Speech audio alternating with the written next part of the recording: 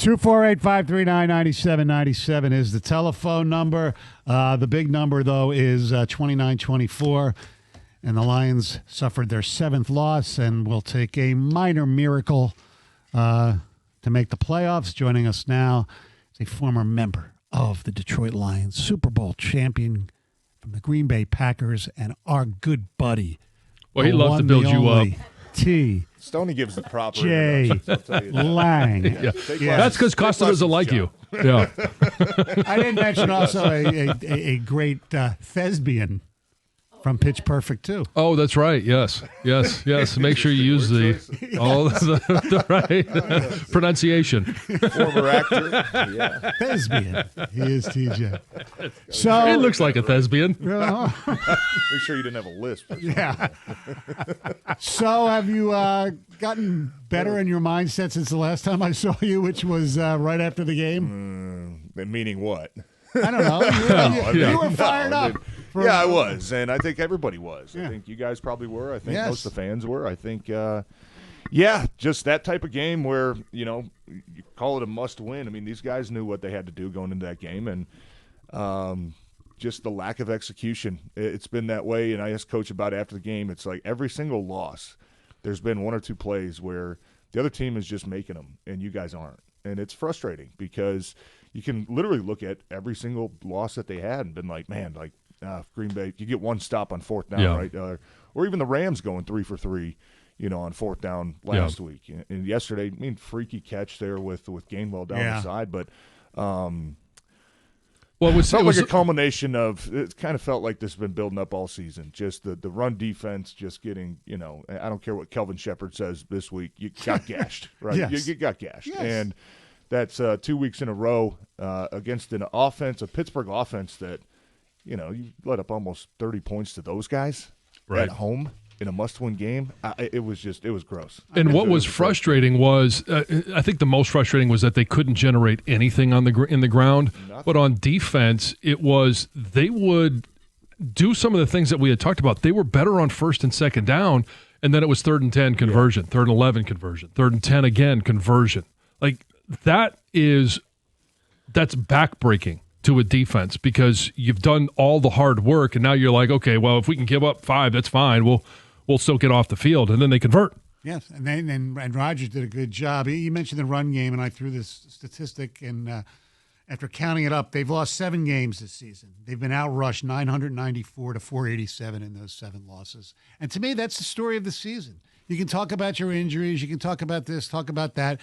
The fact that for a variety of reasons, you can figure out what they are, they've been destroyed up front on the offensive and defensive line, and that, to me, was the identity of this football team more than anything else, and that identity's been crushed. Yeah, and especially at this time of the year where, you hit December football, and you got to be able to run the football. You got to be able to control the clock. You got to be able to control the line of scrimmage. You have to be, you have to find ways to just be tougher than your opponents. And I'm not questioning their toughness by any means, but like you said, if your identity is going to be grit and we're just going to do the nasty thing, you haven't done that nearly at a consistent enough rate this year, and especially against good teams that you played, right? That's just a fact. So we all know, what that loss means. I mean, it's going to take minor miracle. It's tough. That's going to be a hard day going back to work, especially on a short week, just playing a game and another 3 days from now, right? But man, it was just listen. You got to make big-time players make big-time plays in big-time games, and that was a big-time game last night. You didn't have enough guys making plays, and the run game for me was frustrating because it looks out of sync to me. And even being from the booth and having a different view at it, it just looks different. The line and the running backs, their aiming points don't look like they match up. The speed doesn't look like it matches up. It looks like it's just too slow of an operation. If you're running a counter and your guard's supposed to pull for the defensive end and he runs 5 yards upfield, you'd like to think, okay, the back's hitting it pretty quick. That's where I want him to get. And they're making plays, chasing guys down to the backside. It's just it's been the same thing with no minor adjustments, in my opinion, from week to week in that run game. It's frustrating. Is that fault of the players, or I hate to point fingers at Hank Fraley, but no, I always put it on the players first. You got to go out there, and execute. Yeah, and it's those are frustrating. It's also the pass protection that I know it wasn't horrible yesterday.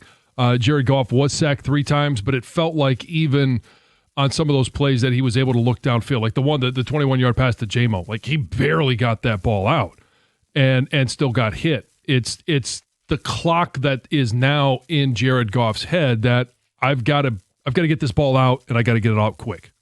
And I mean, I felt like the couple sacks he took yesterday, especially the safety, were like, you got to get rid of the ball, man. If you're going 3-step drop, like the offensive line, you got a time clock in your head, right? Like, I'm setting firm, I'm setting a little different, aggressive, try to stop these guys at the line of scrimmage. There's eventually going to be a little bit of leakage because just the mindset of the offensive line. The leakage, like if it's a 3-step drop and you're I didn't feel like it was right off the snap, though. No, I mean, I'll have to go back and watch them, but I didn't feel like guys were getting beat. Mahogany got blown up. Okay, well, which one? On the safety? On the safety. Okay, right? Like, so, yeah, I mean, it's always going to put it on the players, but I think there's different times where you got to know, man, if I'm taking 1, 2, 3. Get rid of the ball. You got to get rid of the ball somewhere. And I think that just some of the negative plays that Jared took yesterday could have been avoidable. And turned out to be, costly. Yeah, you start the game, right? And nice little out route, Amon-Ra St. Brown, second and manageable. Boom, you take a sack. You know, 5 seconds into the play. It's like that's the experience that you should not be taking those plays in those type of games. And it really set the tone for the game. As soon as you have a negative play, like Coach Campbell has admitted it, we're not good enough to overcome some of these things. So the fact that you're still taking some of those in some big moments, you just ultimately, I think you probably got what you deserve, right? Margin of error is not – Coach said it all the time. Margin of error for this team is small. Yeah. And when you're making some of those losses and still some of the mental mistakes, like the offsides and lining up wrong or legal formation, like it's just like at this point of the season, come on. Like, come on, I mean, even right after the OPI, the first one, then they had a false start. Exactly. That made it worse. It made it from, first and 11 to first and 16. And what was the situation there? About 22 seconds – first and goal from the 1. I think you run the ball once. 25 seconds. 25 seconds still in timeout. I mean, I think a lot of us, and look, it's easy in hindsight, but I think a lot of us, even in the moment, were like, dude, just give me Montgomery once, twice, 3 times. If you can't get in with him at this point on the 1 yard, guess what? You don't deserve it. Right, but that's what I said earlier. Go past the ball. I don't know. I think it was kind of a weak call on Tesla. It looked like he got kind of shoved into the guy. But obviously, it backs you up 10 yards. Yeah. Next play, 2 plays later, you're first and goal from the 16, right, instead of the 1. I know. It's like that's what I'm talking about. Just some of the mistakes that they've made. It's different. You shoot yourself in the foot. If you're a good enough team, you can overcome those, man. But they've just had way too many, shots to the head, just devastating errors. Yeah, and then crucial times. And the offense, whether it's whoever you want to blame, but the stats don't lie. I think Birchie put this out on Twitter yesterday. They've had 42 this season of 3 or 4 and outs. Last year they had 25. I mean, that's a lot. Yeah. Yep, it is. And listen, I mean, Coach is not shy of saying, hey, I expected more out of our offense or our defense given any given week. You expect a lot more out of this offense, especially knowing, your defense is, you're down 4 of your top 5 defensive backs. Like, offensively, you go into games knowing that we're going to have to score points. We cannot have empty possessions. We cannot give the ball back to these guys as quick as possible. There was one time where I think, out of 50 plays that had been ran, I think 41 were by Pittsburgh at some point in the third quarter of that football game. Yeah. And it's like, we're not making excuses up here, guys, but this defense is gassed. They've been on the field the entire game. I think at one point it was 30 to 16 time of possession. And it's just like, you can't play like that if you're this offense. And you the can't do it. Steelers are last in the league in time of possession.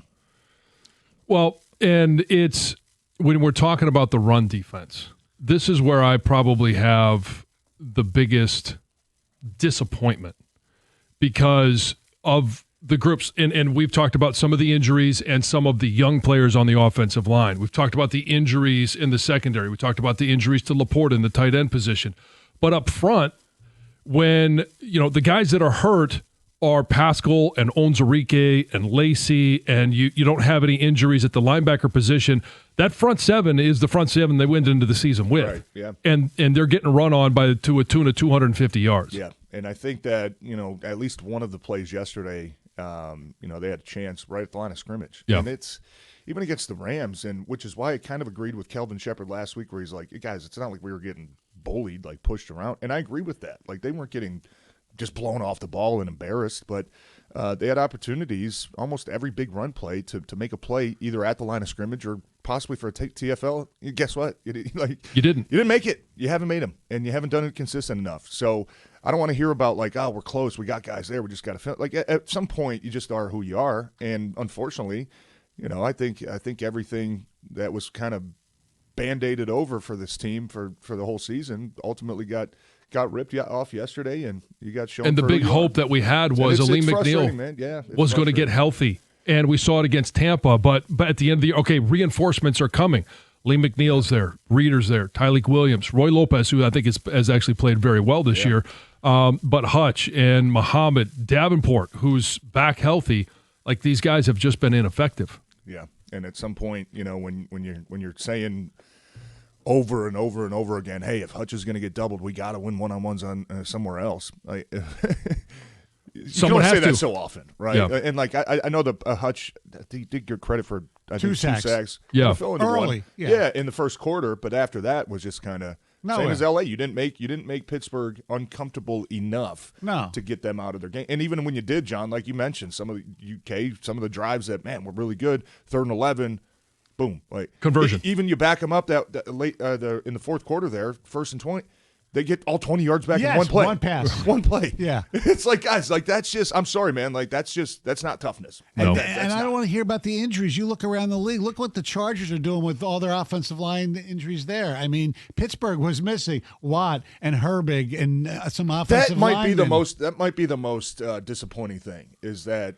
You take T.J. Watt, all-pro out. You take Nick Herbig out, who was one of a scary pass rusher in my opinion. Yeah, and you still can't get anything going. Like nothing, right? Like that was so disappointing because normally if you're missing a key guy like that, it's like okay, like that gives us the little boost that we need. And man, to run the ball 12 times for 15 yards. Yeah. We're all frustrated, man. Yep. Those guys are frustrated too, but it was just it was gross. All right, 248-539-9797. Questions for TJ. We got some texts as well. It's 97.1.